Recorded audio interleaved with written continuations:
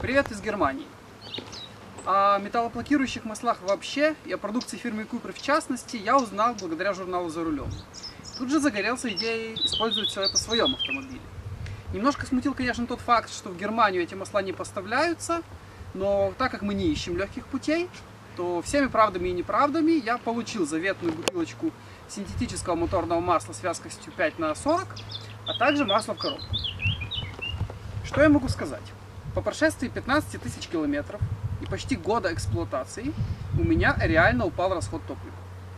Когда я двигаюсь на большие расстояния, я почти всегда меряю свой текущий расход. Согласно данным производителя, на скорости 90 км в час этот автомобиль должен потреблять ровно 4,5 литра горючего. У меня раньше получалось где-то 4,6-4,7. Буквально 3 дня назад я померил опять же расход топлива. За городом на скорости 90 км в час у меня получилось 4,2.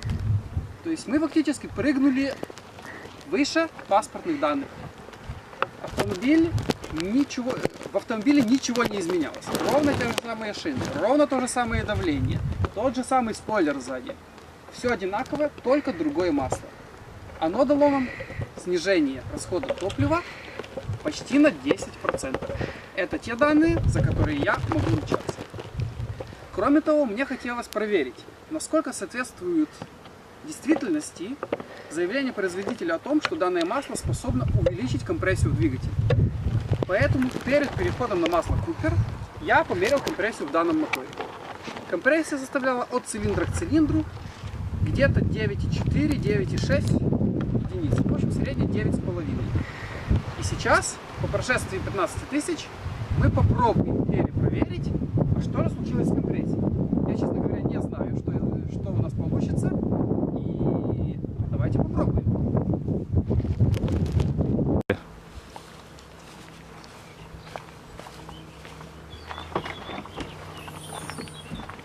Нам понадобится набор инструментов и прибор для измерения компрессии двигателя.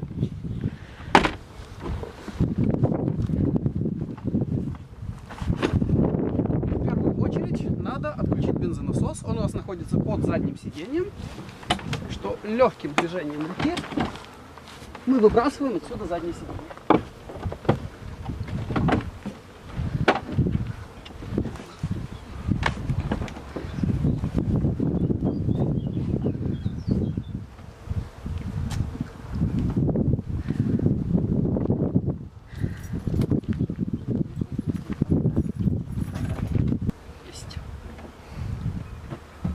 Так, бензонасос двигателя отключен. Вторым шагом мы должны обесточить катушки зажигания. Снимаем этот штекер. Все, автомобиль сейчас не должен заводиться. И берем по очереди, выкручиваем каждую свечу и вместо нее вкручиваем наш прибор. И вперед за работу.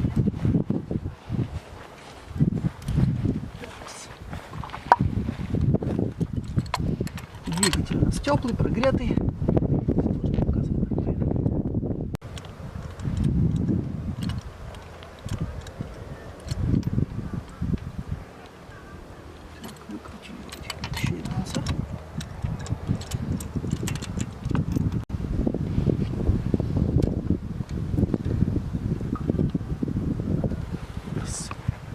Свеча, кстати, в очень даже неплохом состоянии. Учитывая, что машина работает в основном в тяжелых режимах.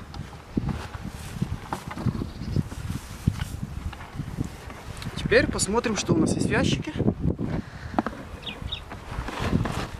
Вот наш замечательный прибор. Нам нужен переходник с такой же резьбой, как на этой свече. Это, по-моему, вот этот. Совершенно верно. Мы его подключаем к шлангу. Хорошо закрутить. И вкручиваем это вместо свечи зажигания.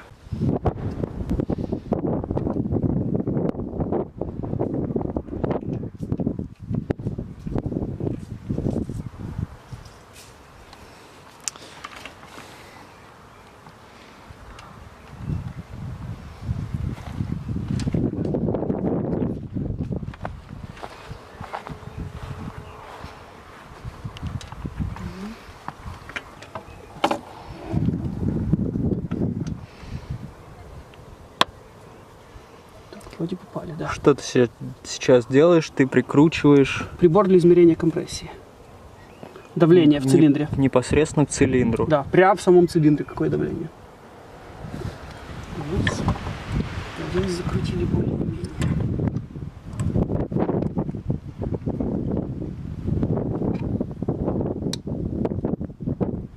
Так.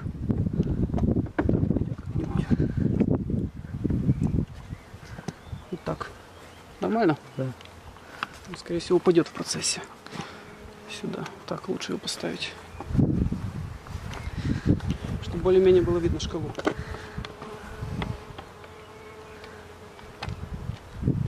Видно хорошо. Короче, теперь покажет.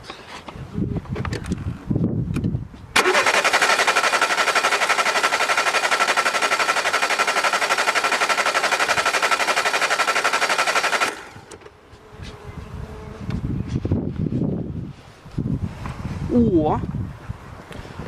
Девяточка. Девяточка это все равно слабовато еще. Девяточка это так себе.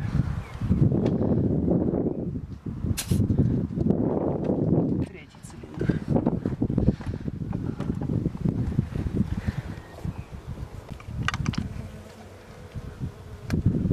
Есть.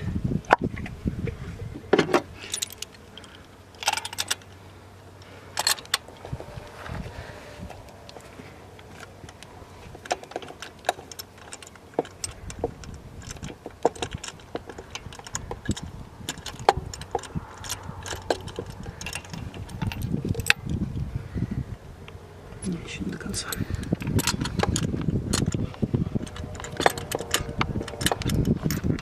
Теперь.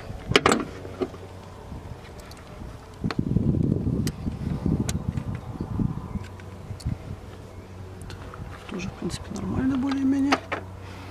Легкий нагар есть, но это объяснимо.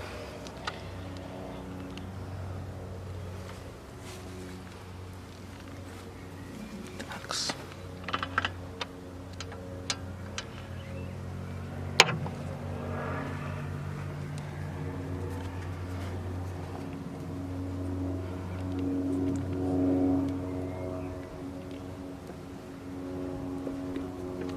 Закрутили.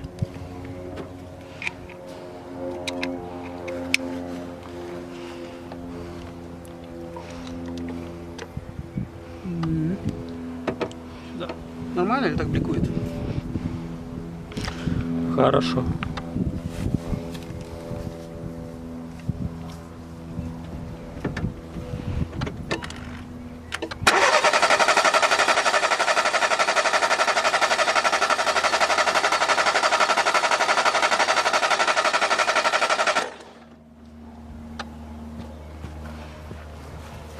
Очень много есть. О, вот здесь хорошо. Здесь почти десяточка.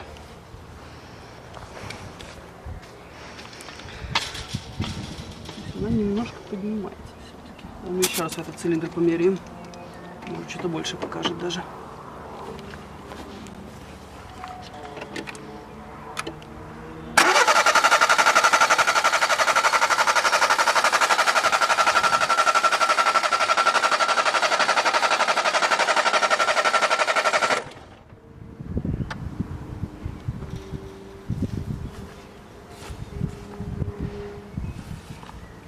Ну, где-то 9,8. Это уже неплохо. В принципе, это не шибко много. Так. Свечу желательно не потерять.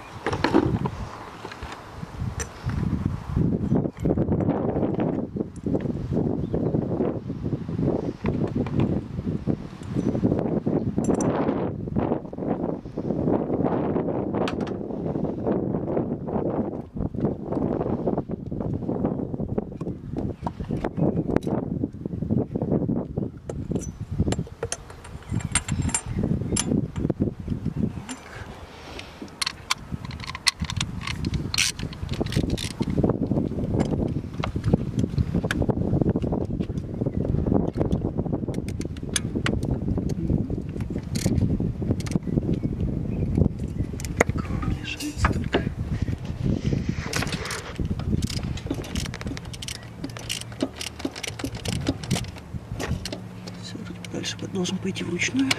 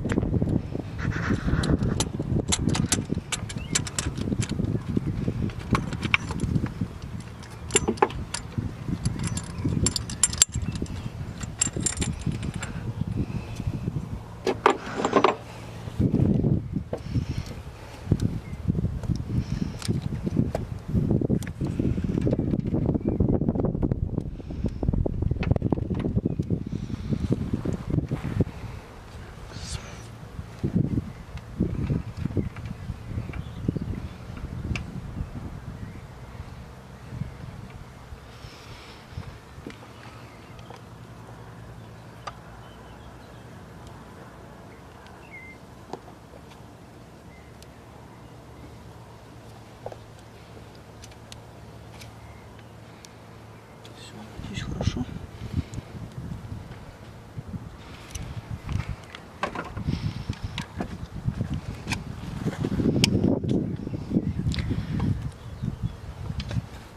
Такс.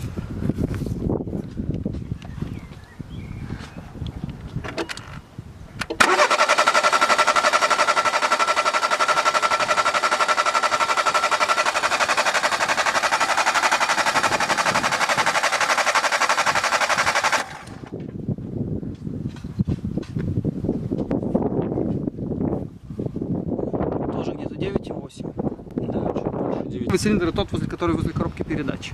Так что мы, по сути, мерили 4-й, 3-й, 2-й, 1-й. То есть у них находится в другом Да, порядке. в другом порядке у французских машин принято считать цилиндры.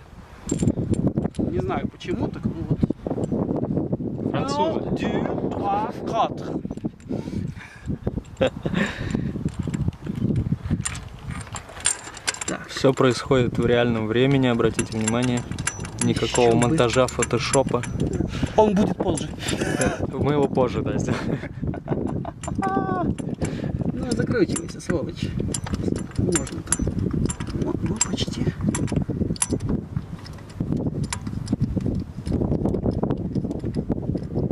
Так, почти. Теперь нам нужны инструменты, чтобы докрутить до конца. Как видите, здесь все очень классно продумано. Просто замечательнейший доступ к свече зажигания. Лучше прям нельзя себе представить.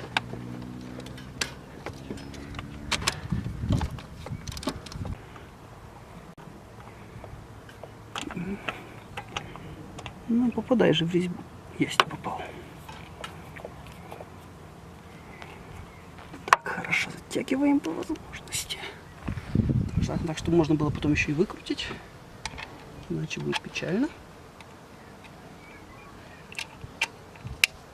Есть. Ну, посмотрим.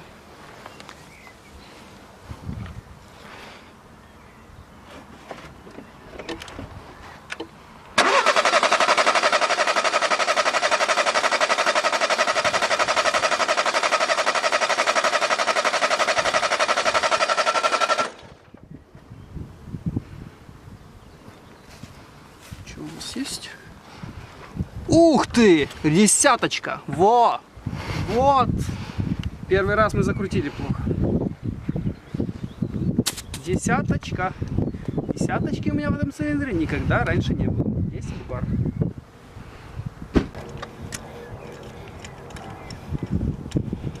На своем веку пока не повидали таких.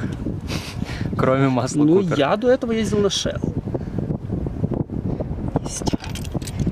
Закрутили. Если еще после наших всех экспериментов машина заведется, будет вообще шикарно. Это мы вырежем потом.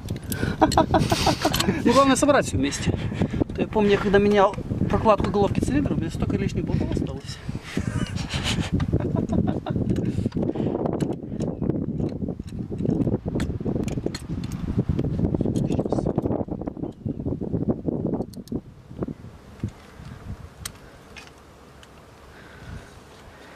Прекрасные свечи марки Bosch.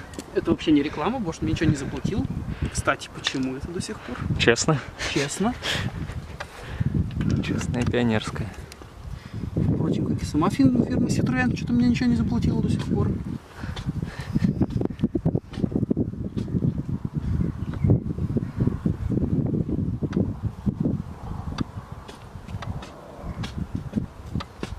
Ну, что, рискнем?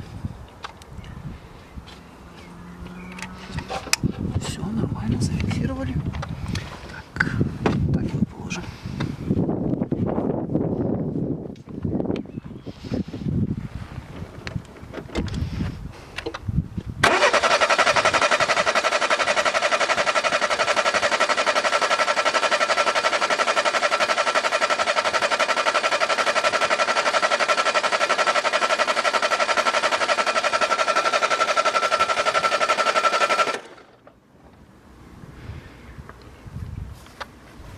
Хватает или сильнее надо закрутить?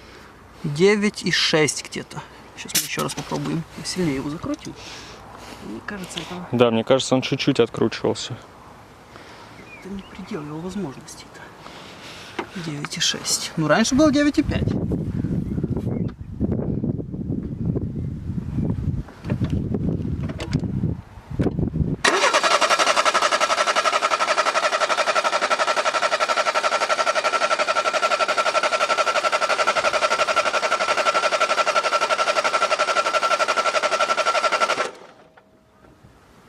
Главное, стартер не сжечь нашими экспериментами. Ну, в принципе, главное, чтобы не было хуже. Во, нормально, 9,7 где-то. 9,7, да, 9,6, 9,7. Это нормально, в принципе. Это я еще более-менее доволен. Зацените, уважаемые зрители, 9,7. Итого мы имеем 9,6, 9,7, двух по 9,8. Раньше было по 9,5. То есть, в принципе, масло работает. Пробег 15 тысяч на этом масле. Я подозреваю, это еще далеко не предел. Дальше может быть еще больше. Так что эта серия не последняя. Сейчас надо это все обратно собрать. Пока что.